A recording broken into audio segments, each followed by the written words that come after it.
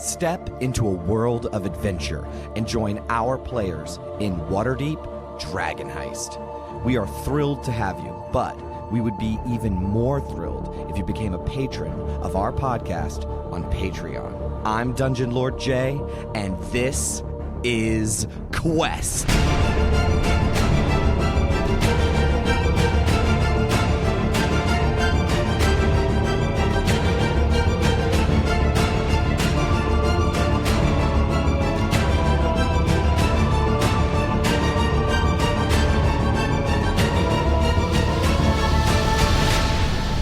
So we got this house from Volvo.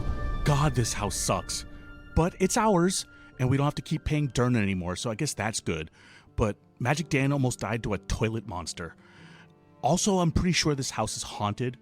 But besides all that, the neighbors are real nice. We met this super nice elf lady named Daisy May, and she has a greenhouse, and she was sweet. But I'm pretty sure it's because of my family. We also met this Genasi couple.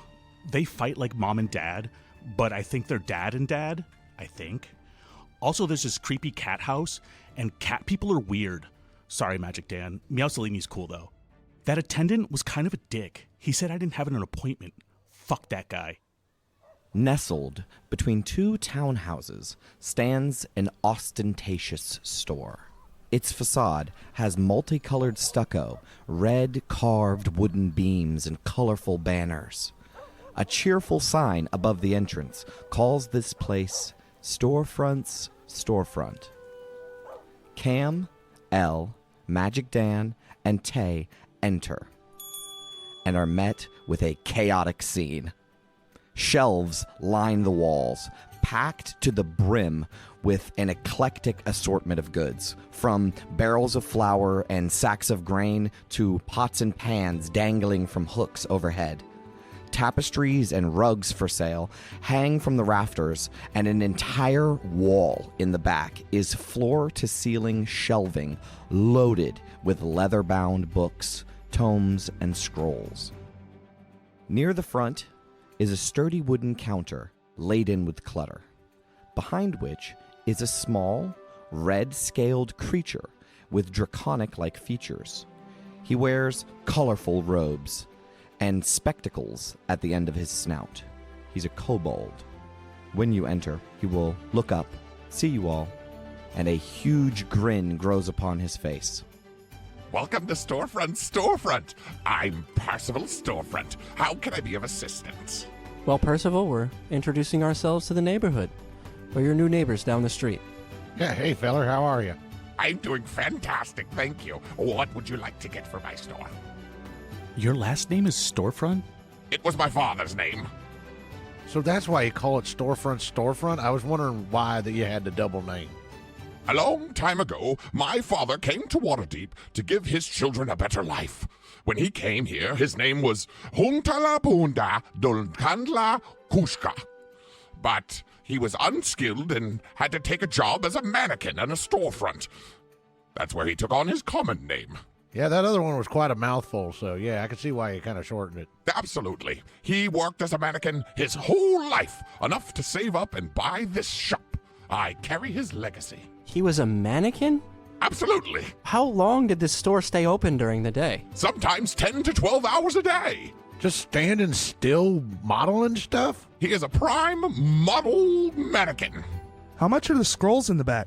Very good question. Some of them are art, the rest are spell scrolls. It depends on the level of the spell and what spell it is in order to purchase it. What can 1 gold get me? Excellent question. He will jump from behind the counter, and you'll really notice how small this guy is. He's tiny little kobold guy in these ostentatious, gorgeous robes. He will begin digging through the chaotic mess of this shop. He will pull out a wooden prosthetic hand. Here you are. I can do 2 silvers for a hand? I don't think so. You asked for how much? A scroll? Oh, there, you cannot get a scroll for 1 gold piece. You sure? Absolutely. Damn. 5 silver for the hand. Make a persuasion check. 22. You drive a hard bargain. Fine. Deal. He will take the silver from you. I'll quickly grab the hand and put it in my coat. You know, Dan, this is a lot better than, Mr. Purple with the hands down the pants and the money, but I still feel like this is pretty weird, right? I mean, that's coming from the guy who bought a bag of teeth. I mean, I guess his weird wooden hand is also kind of strange, but it's kind of in line with what we've all been doing, really. You have found uses for the teeth, correct? That is true, and I still got this big dumb wooden egg. Hey, feller, can you tell me anything about this little wooden egg I got here? Let me take a look at it. Yes, take it. See it. He will study it over. Ah, yes, I see. I can take this off of you if you want. What's it going to hatch a tree or something? It's a wooden egg. Well, what is it? It's a wooden egg. You seem weirdly about it. Don't mind me. I'll buy it, though. How much? 5 silver. Oh, that's not even what I paid for it. A gold. This thing cost me 4 gold. I'm not going to give you no 5 silver for it. How about 8? You've got a deal. 8 gold. Damn. Ha ha! You should have waited till I finished. As a kobold, I am contractually obligated to now take it for that price. He's right, you know. They are contractually obligated to take that now. I am not very happy about the way this went down. Well, we won't stand around in your store anymore and take any more of your time. Very good. Do come back if you need any general goods or anything. Yeah, I don't want to be standing around like your dad. All right, see ya. You exit storefront. That was fucking rude. Hey, does that prestidigitation, will that, like, clean up that place a bit? Because we got a ton of mold. It'll take me a while. And you got that min power, right? It'll fix some things. Yeah, come on. Let's use our magic practically in some sort of montage fixing up the place. You guys make your way back towards Trollskull Manor. As you do, Magic Dan, you will see, coming around a corner, almost bumping into you, is a gold dragonborn woman. She wears red and yellow robes. She has a large metallic hat on her head in the shape of a wide-brimmed bell and a holy symbol of a gear around her neck. You will recognize this woman as Valletta of the House of Inspired Hands. She notices you. Behind her is a tall, lithe figure moving with a strange gait. It appears to be a mechanical construct made completely of bronze plates and whirling gears. It carries a few shopping bags in its arm. Oh, this is a crazy day. We met a kobold who said his father was a mannequin, and a mannequin that's a person. What the fuck is that thing? What is that? Hello, Valletta. It's one of her projects. I see you finally got it walking around. That always creeped me out. I thought it was better as a hat rack.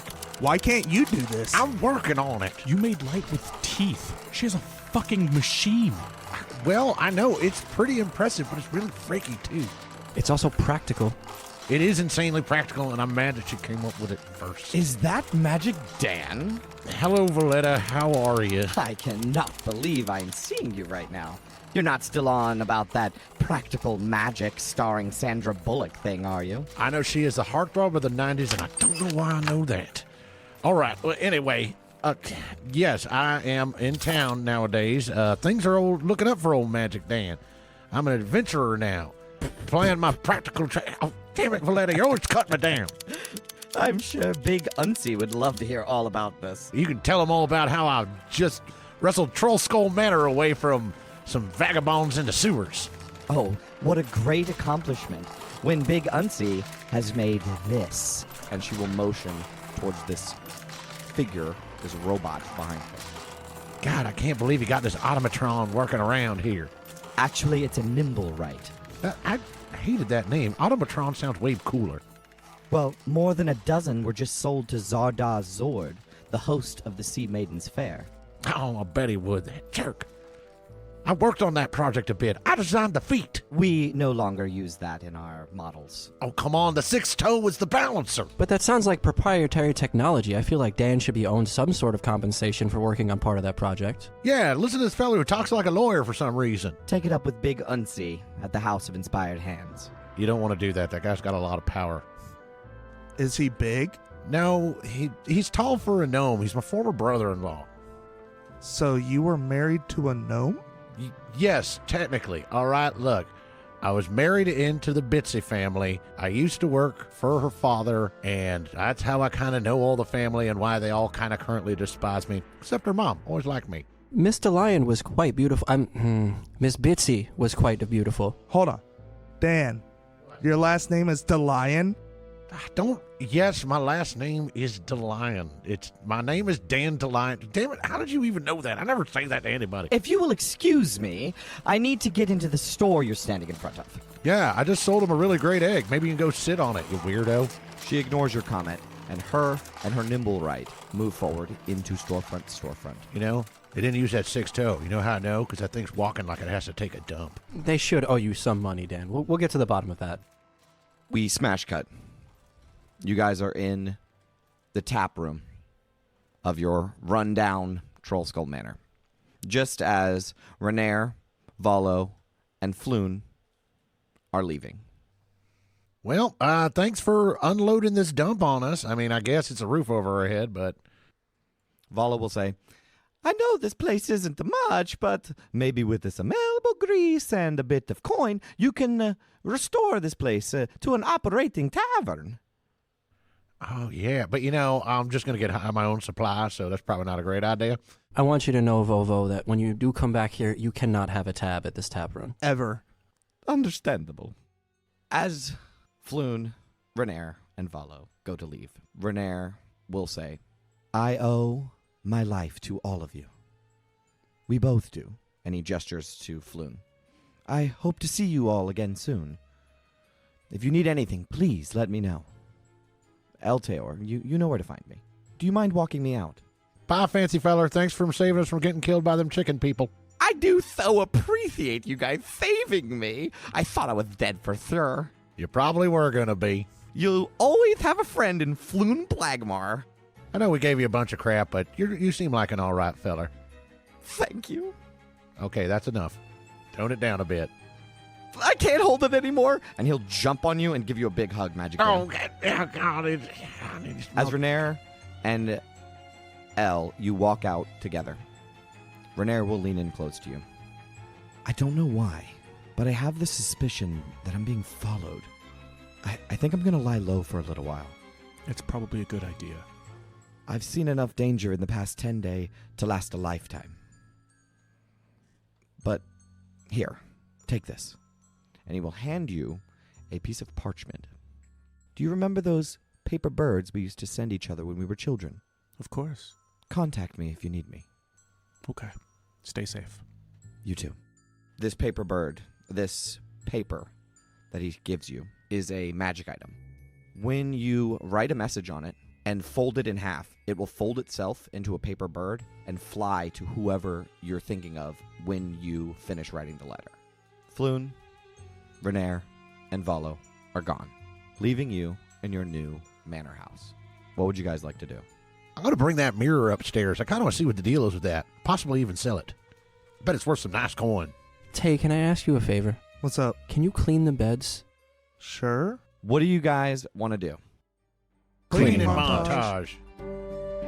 You guys spend the rest of the day doing your best with whatever magical aid you have and mundane means to tidy up the house the best that you possibly can. It's still not great.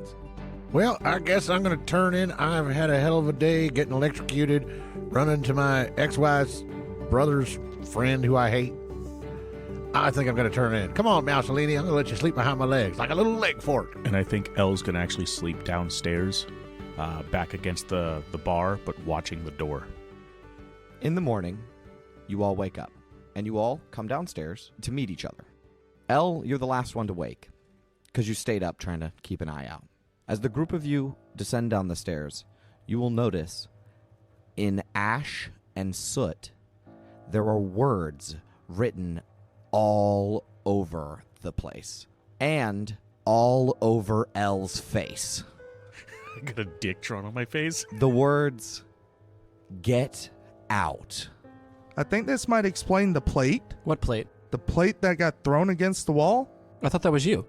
No. We established it was him, right? Elle, why'd you draw all over your own face? Were you sleepwalking or something? You're among friends. If you sleepwalk, it's fine. I don't sleepwalk. What are you talking about? I've known many dreamwalkers in my time. It's fine. You can walk around sleeping. You just have to tell us, so when we wake up and see, like, Cam's gonna, like, throw his arms out to the side and gesture widely. It's more understandable. I think I'm going to go over to where Magic Dan brought up the mirror and go look at it and see what's all over my face. Yeah, you can see "get out" written backwards across your forehead and on your cheeks and your chin and some on your neck in charcoal, in ash. I like that they made the O's your eyes. Are you guys fucking with me? No. I didn't do this. If I was going to fuck with you, you'd know it. Clearly not. I slept through the whole fucking thing. Well, what the hell? Who's writing "get out" all over our house? Did we really make that little feller mad at that storefront? You might have. Okay, I did. I kind of went a little hard on him. Sometimes I take it out on others. Do you think Valletta would have come back here to try and get you out of a nice house? Shame you even more? Oh, send her a little clunker bot? Nah, you would have heard that thing all over the place. And why would she do it to me? She wants you out of here. I'm pretty sure she's more of like a boxing glove on a spring kind of gal rather than a psychological warfare. I'm going to reach in and grab a handkerchief out of my pocket and wipe my face down. You all hear a thump on the door. I was going to walk over, just whip the door open. You rip the door open, and on the front stoop is a rolled up newspaper. Oh, shit. We have newspaper here. And I'm going to go ahead and pick up the newspaper and look at it. You open the newspaper, and on the front page, you notice a drawn image of what appears to be a couple of burned buildings. And standing before them is the City Watch and some members of the Watchful Order of Mages and Protectors. In the center of the image is your brother. The headline says, "Tragedy Averted. Fire Ravages Enchanted Elixirs." Fuck. Guys, we should... Well, you know what? We're just going to bring this inside. We're going to go ahead and read this. I'm going to show him the paper and explain that my brother is looking, what the whole article's about. This article explains there was an alchemical mishap at a alchemist shop called Enchanted Elixir, and it caused this great fire, and it burned down 2 houses, or almost did. The fire brigade couldn't stop this fire. The Watchful Order of Mages and Protectors Fire Guard, under leadership of Captain Eltaor Famalin, leaped into action and doused the fire, saving everyone from losing their lives. Though the scars of the fire will linger, the courage and dedication displayed by Captain Eltaor and the Fire Guard serve as a testament to the resilience of Waterdeep in the face of adversity. Oh, wow, El. Is this why you became an adventurer? To follow in your brother's footsteps? Yeah, it looks like he's a dang hero, man. Oh, everybody loves fucking Eltaor. Yeah, he's fucking great. I mean, he stopped a fire. We almost got killed by pigeons. They did have bows. Let's not downplay it. Yeah, well, I guess if Eltaor was here, you guys wouldn't even have to even worry about it. Granted, El did save our lives. He did. That is very fair. That is true. He kept Meowsalini from being an orphan, and that's what's important to me. As El puts down the newspaper, you will see on page 2, heroic intervention thwarts Lord Neverember's abduction in Dockward warehouse. I told you, Dan. I told you not to give them a lot of information. Hey, we made page 2. Man, if it wasn't for that fire, we'd be on the front page, right? Fucking page 2? That's pretty good, man. We're not on the back or nothing. We shouldn't have been in there. There's only 2 fucking pages. In a stunning turn of events, the courageous efforts of both City Watch Captain Staggett and a band of fearless adventurers have averted the nefarious abduction plot targeting Lord Renaer Neverember, scion of Waterdeep's esteemed lineage. For the past 2 10 days, the vigilant Captain Staggett of the City Watch has spearheaded a relentless investigation into the surge of criminal activity plaguing the Dockward. His investigation culminated in a daring raid on an inconspicuous warehouse along Candle Lane, suspected as a hub for illicit trade. Unbeknownst to Captain Staggett, sinister machinations were at play. Lord Renaer Neverember, son of the esteemed former Open Lord, fell victim to a nefarious kidnapping 3 days before, suspected to be orchestrated by the notorious Zentaurum. Held captive within the very confines of the warehouse under surveillance, Lord Neverember endured torment at the hands of his captors. Lord Neverember's grim fate may have been sealed had it not been for the valiant intervention of 4 daring adventurers. Guided by the practical inventor Magical Dan, this intrepid band followed the trail of the missing lord to Candle Lane Warehouse.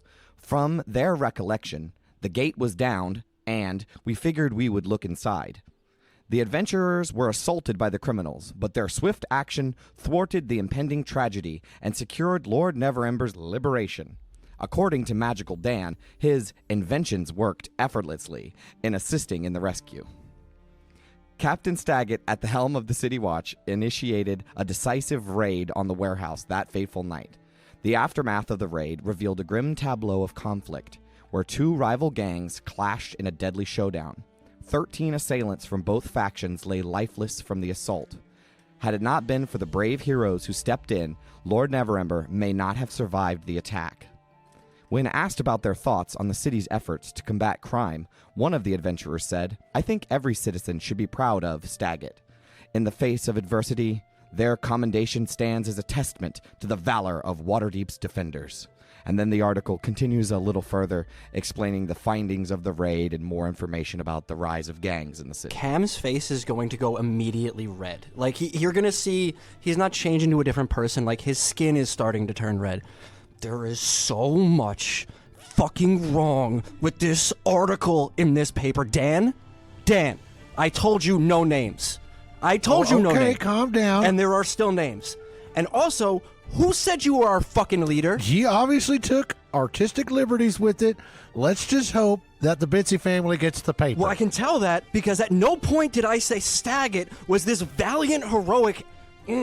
he's an asshole who showed up at the right fucking time, Dan. Oh, yeah, definitely. That guy sucks. I didn't say that at all. Cam's gonna, throw the paper behind him and, walk off to a different corner in the room. Hey, I was going to keep that paper and then mail a bunch of copies to the Winston family. No, Dan, it says the Zentarum are looking for us. It says it. You read the You're a smart man, Dan. You are a very smart man, right? The Zentarum are bad people. Oh, yeah, those guys suck. I think I got a mind flayer. And they know your fucking name. Keep the article. Mail it to your family, Dan. Send something to Bitsy. They didn't know our name. That was you. You said our name. Just Magic Dan. Well, technically, I'm the only one mentioned in the article. So you just gonna leave? You gonna let us live our lives now? Well, no, I'm kind of hanging out with you fellers because we got a house together now. So then people know Magic Dan, inventor of practical magic. Our names are on the same fucking deed. That's a contract. We are legally binded, Dan. Okay, well, maybe they'll just think we're friends, or now they'll know we got a gang, and they won't want to mess with us. But did you see the part where they said that the gate was down? They did totally say that, didn't they? Stupid. All from, behind a door in a closet in the back. You're just going to hear a muffled, Cam, you okay, buddy? Not now. So that kind of complicates things. Yeah, so we have the Zentarum looking for us, or Magical Dan and his fucking friends. Okay, in fairness, I shouldn't have said I was the leader. I don't remember saying that, but I was pretty drunk when I was talking to that little feller. I may have said that. Door rips open. You're goddamn right, and slams back closed again. I realize that we're more of a democracy, but... No, we didn't say names. We just said that we hang out at the Yawning Portal. Well, this seems like a good time to think of some practical solutions to our problems. Like... Change your name? No, my name's cool. I've already changed it once to this. What was it before? Delyon, Dan Delyon. My whole name is Dan Delyon. So you just added magic to the front of it? Yeah, now you don't say the last name. Now it's like two names still. Magic Dan. So we have a few things to work out now. So we have that. Also, the house is still a problem. It's fucking haunted. It's starting to seem more like it there is a ghost here. Ooh, what if we use the ghost to our advantage? I mean, it's living here. Maybe we can make it be security. I think Cam's going to step out of the closet as a completely different person. He's like a small little dwarf right now because he does not want to be recognized in the same presence as you currently. I'm going for a fucking walk. Oh, hey, it's a dwarf. Oh, yeah, sorry. I forgot Cam does that. All right, have fun. Man, he is really steamed. I think it was that leader comment. I think that's what did that. Oh, yeah, again. I'm sorry I took credit. Or did I? I don't remember. I think that guy just said that. And now I got to deal with my brother. Fucking front page. I'm the back fucking page. Like, we couldn't even get the front page. Well, technically, he doesn't know you're on the back page. He only knows I'm on the back page, and I'm pretty proud of that. If there hadn't been that alchemical fire, we would have made the front page. You would have made the front page. And I'm still second best. Hey, don't beat up on yourselves. Comparing yourselves to others can make you diminish your own self. And like other isms. Think how great you'll be when you climb out of the gutter and beat these Zentarum guys or whatever we got going on with them. I'm going for a walk. Guess everybody's going for a walk. All right, I guess old Magic Dan gets to visit his house without his pants on. Yeah, no, that sealed it. I'm definitely going for a walk. A few days will pass with nothing really important on the docket. I want to go through everybody and sort of talk about what your daily routine is and maybe something that you do in a couple of days that pass without anything important happening. I want to start with Magic Dan. Magic Dan is going to start working on schematics for a new project of a Roman gun. What is a Roman gun? It's a eldritch cannon that will walk around and patrol the house. Is that real? Does your cannon move? Yes, it can move. Yeah, so you can make a cannon, a gun with legs.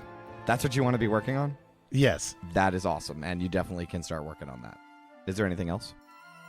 Basically just drinking coffee and then occasionally like floating a feather for Mussolini to like bat at, or like taking the rat that he brings me and just being like, oh man, thanks Mussolini, that's gross, and then just kind of tossing it off to the side. I will also, after I finish my schematic, go down to my caravan down by the river and put a for sale sign on it. Magic Dan, as you make your way through the city to the far south of the dock ward, almost the furthest stretch of the city, you will find your dilapidated covered wagon. It sits nestled along the muddy banks of the bay. The once vibrant hues of its paint once spelled out Magic Dan, Practical Inventor. It's now long faded, leaving behind dull grays and muted browns. The wagon's wood frame and canvas creaks and groans with every gust of wind, as if protesting its continued existence. Inside, the place is not as you left it, but utter chaos. The living space is a mess of overturned furniture, scattered belongings, and broken possessions. The cot is shredded in claw marks, and blankets are strewn across the floor. There's a table that lies overturned, surrounded by splintered chairs. Drawers hang open, their contents spilled out in disarray. Oh man, they broke my guitar. Dang it, son of a bitch. Why would they do that? Who the damn neighborhood kids? Why the hell are they tearing up a man's things? When you pick up the guitar, you will realize that crudely carved into the back of the guitar, into the wood, in this really grotesque handwriting, is the words, "Within my grasp." Oh man, that is ominous as hell. Oh well, it looks like they've read the papers. Well, that's fantastic. Well, I guess I have to sell it as is now. Oh man, they got my other good green smock. God man, and they tore up all my hats. Oh man, I spent a lot of money on those. You lift up one of the hats, and you will see a disembodied hand, a human hand, grayed and shriveled, and it begins to animate and jump out at you. Oh shit, fuck! What do you do? It starts clawing at your face. Oh god damn! And I take the hand and I just try to throw it out a window. You throw it out a window when another hand begins crawling up your leg, and then another. Oh god, I'm being handed on. What do you want to do? Basically start kind of tossing them off frantically, like backpedaling out the door. You throw off a couple of these hands, and there's appears to be more of them. One of them escapes your grasp and begins clawing at your arm, and you will see carved into the top of the hand in blood is the letters T-A. And it begins scratching at your arms and clawing at your face. Oh, son of a bitch, get off my beard. It's my own beautiful possession. God dang it. Ah, son of a bitch. Somebody out there. Do you want to try to kill these things, or are you just going to run? I'm going to basically run out the caravan and then light it on fire with a fireball. You throw a firebolt at your caravan and it immediately engulfs in flames. Little tiny crawling claws escape from the inferno and shrivel up. Oh, God dang it. Now I had to burn down my caravan. Son of a bitch. Bet one of my hats was still good in there and he couldn't have gotten them all. Oh, and Mussolini's toys are in there. Oh, man. This is the worst day. Son of a bitch. Oh, I'm totally going to hear from Cam. Oh, Magic Dan, this is your fault because you brought the Centaurum down on her head. Oh, now we're not going to have any money because I had to burn this thing. Also, I had to burn this thing. I better get the hell out of here. Cam, what about you? I think Cam, realizing the imminent danger that Dan has put us in, is going to try and put on like a very rough, tumble human man with like scar down the face a little bit, really like bags under the eyes, and find like maybe a seedy bar that like has some Centaurum ties to see if I can get some information. Why don't you make a charisma-based stealth check? If you're proficient in stealth, you can use your proficiency. If you're not, it's just a charisma check. That's a 6. You try to gather some information over the course. Oh, you know what? You should have advantage on that because you're literally changing your face. 13. That is a little better. Through talking to different people, navigating the sort of seedy underbelly of the city, you keep hearing a name. Davil Starsong. He can be found at one of the upper levels of the Yawning Portal. I'm definitely making my way back to the Yawning Portal as I get that name a couple times in my head. Absolutely. You make your way to the Yawning Portal. Entering and going to one of the higher levels, you will see a private booth surrounded by figures in black cloaks. I'd like to approach up to the booth and just look to like the guard, like because it looks like they're guarding the entrance to this. Yeah, look to like the guards of this area and just be like, "Yeah, I heard you guys were, maybe looking for some people around the city, seeing if I can get in on some of that action." A imposing figure will put their hand on your chest, and you will recognize this figure as Yagra Stonefist. She'll say, "Davil doesn't have any jobs right now." Sure about that? Because I'm a real rough and tumble guy just looking for some work. I just got into town, and, I really think it'd be nice to get a job here with the right people. Make a deception check. 9 goes to a 10, so 17. A voice will come from behind all of the other guards. "You do sound interesting." Interesting might be my middle name. The guards part, and you will see, leaned back in the booth, is a blonde-haired half-elf. He wears ostentatious clothes, and he will say, "I might be interested, but I'd have to test you out first." What you have in mind? "Get back with me in a couple days. I think I might have something for you." I think I can do that, but if there is a hit out on some people in the city, that's my specialty. "That is very good to know." And I'll kind of like kick my way up from the stool and like real slow steps, kind of sway in the shoulders a little bit. And then as I'm leaving, I kind of want to like look to Yagra and be like, "Now you know I'm someone not to be trifled with." We will cut to L. What would you want to do? So there's 2 things I'd like to do. First, I'd like to go to the rookery and send off a letter to my the steward of my family, just kind of letting him know the situation of everything. And the second thing is, do the halflings play music every day? They do. Perfect. As people are walking by, I know we need money for the repairs. I'm going to try to like pickpocket some of the rich people as they walk by. Oh my gosh. Okay. There is a band of halflings that play on the corner of Trollskull Alley and Sardoon Street every day. You post up around that area. You want to pickpocket a couple of people? I would like to. Make a sleight of hand check. Natural 20. Ain't no silicone there, baby. Natural 20s. In that case, a regal noble woman. You don't recognize her. She walks down the street and pays attention to these little halflings, and she's with her handmaid. and she talks quietly with her handmaid about how cute the halflings are. She's wearing this really big, wide dress, and her hair stands up tall off of her head and decorated with flowers and all kinds of different objects and trinkets. You will notice that hanging loosely out of her purse is her bag of coins, and you quietly snatch it.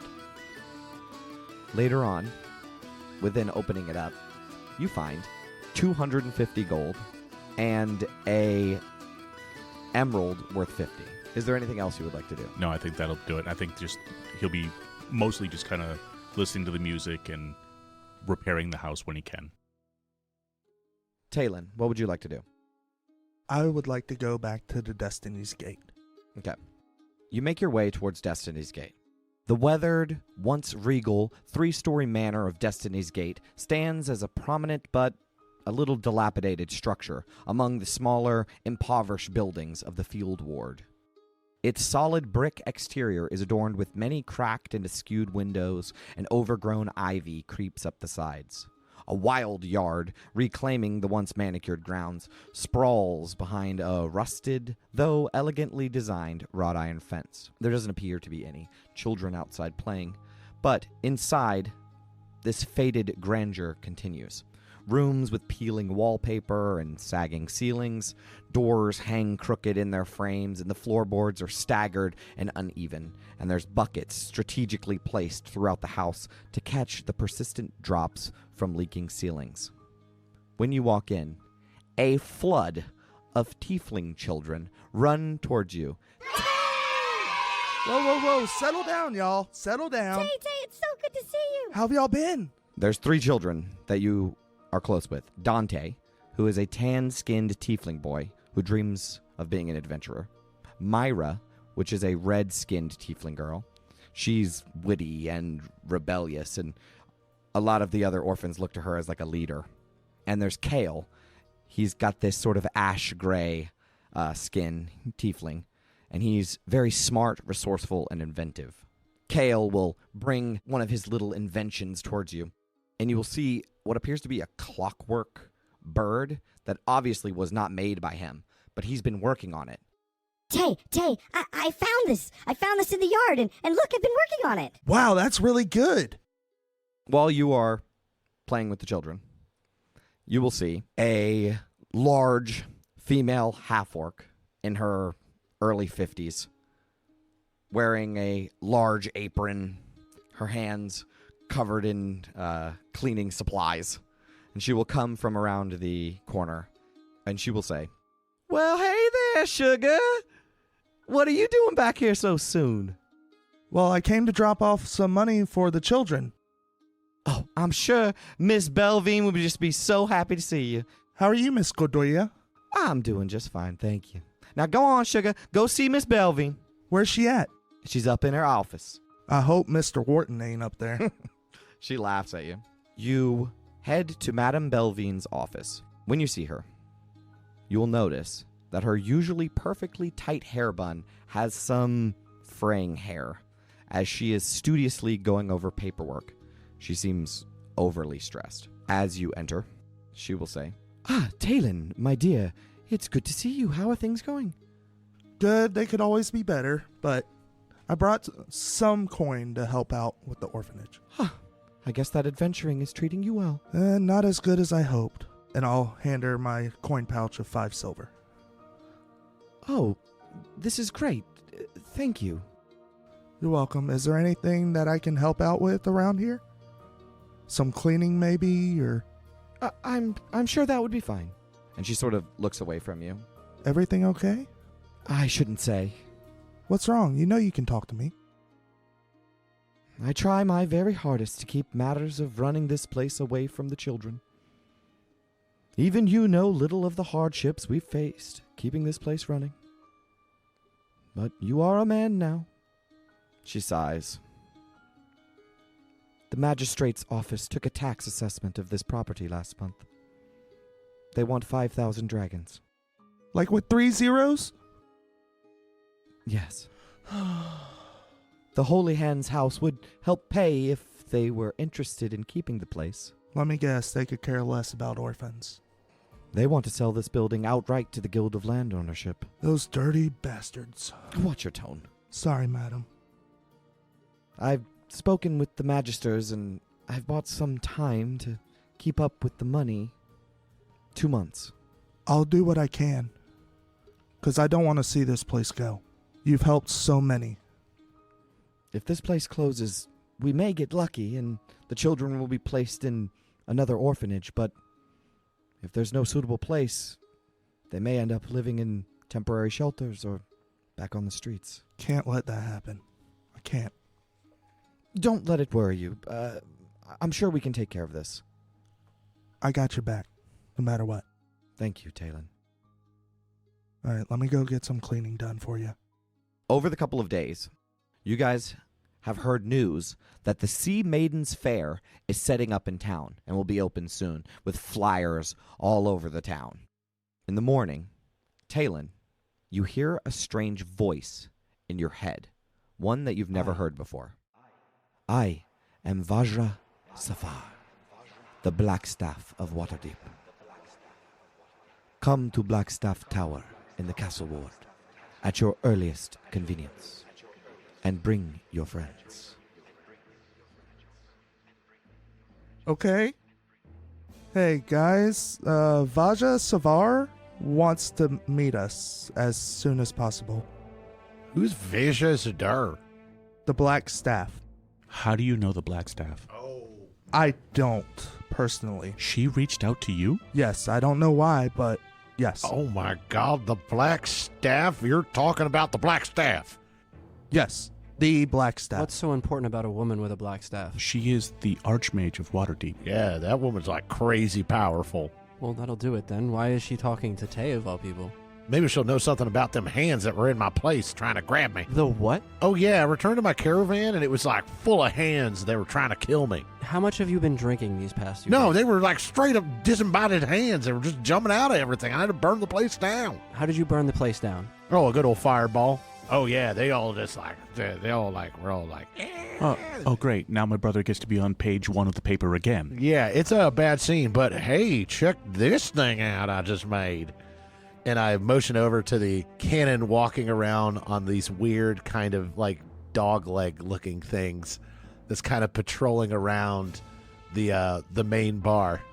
What the hell is that? I call it Gun Dog. It's like a guard dog, but it's like a gun. It's going to shoot out some fire and some other shit. Check it out. I rigged it to where it can kind of like protect you too. So in case, them Zentara fellers come in here, then Gun Dog's going to maul them. Speaking of the Zentarum, Dan, how much do you know about Yagra? Oh, Yagra, me and her go way back. I've known her for several years. She's a pretty upstanding citizen for, someone who'll beat you into a paste. Are you sure she's an upstanding citizen? Well, I'm sure she'd do nothing to me. I mean, Why are you asking? yeah, I why are you asking about Yagra? May have seen her with some unseemly characters at the yawning portal. Did you say anything about me? No. Oh. What's a gun? It's a great practical idea. So it's got like a bunch of like explosive powder behind it, and it just ignites and it launches a projectile out this tube, right? And like I've kind of rigged it to like shoot a fire out with it too, so it'll just like burn those fuckers. Sounds very dangerous in a wooden house. Oh yeah, it's crazy dangerous. So like no sudden movements around it until I got it all dialed in. I've got it to where Hey, it's sorry to interrupt you, Dan, but maybe we go talk to the Blackstaff and you can tell us about your gun dog later. Okay, well, I'm just going to let you know, it knows your scents because I grabbed some of your clothes, so, like, don't invest in any perfumes. Thank you to Hoodie Cat Game Lounge for letting us record here. Hoodie Cat is holding a special event in partnership with the Charleston Public Library for a game night extravaganza with a diverse selection of board games. Don't miss out on the fun. Please consider joining our Patreon. We have some great stuff on there. Also, thank you so much for listening. I'm Dungeon Lord Jay, and this has been Quest. We cut to a dark, fire-lit chamber. A crawling hand, charred and cindered, stumbles its way into the room. It faces a desk with a large overstuffed chair. The overstuffed chair slowly rotates, and resting within it is a large troll arm with a tiny little cat's paw sitting on its elbow. Did you get Magic Dan? Attention all game enthusiasts. Looking for a place where board games and tabletop adventures come alive? Introducing Hoodie Cat Game Lounge. Whether you're painting the finest miniatures or seeking thrilling adventures in our dungeon-inspired game room, we've got the perfect setting. Gathering with friends for some friendly competition is so easy at Hoodie Cat Game Lounge. For just $5, try out any game in our expansive collection. And if you love it, we'll take $5 off the sale price. It's a win-win. Imagine the sounds of dice rolling, card shuffling, and tokens moving across the board. Every unexpected turn of the game makes these meetups memorable, transforming an ordinary evening into an unforgettable one. Hoodie Cat Game Lounge is located in the heart of the Centerpoint shops at Tanger Outlets in North Charleston. So pull up a chair at Hoodie Cat Game Lounge, where your next adventure awaits.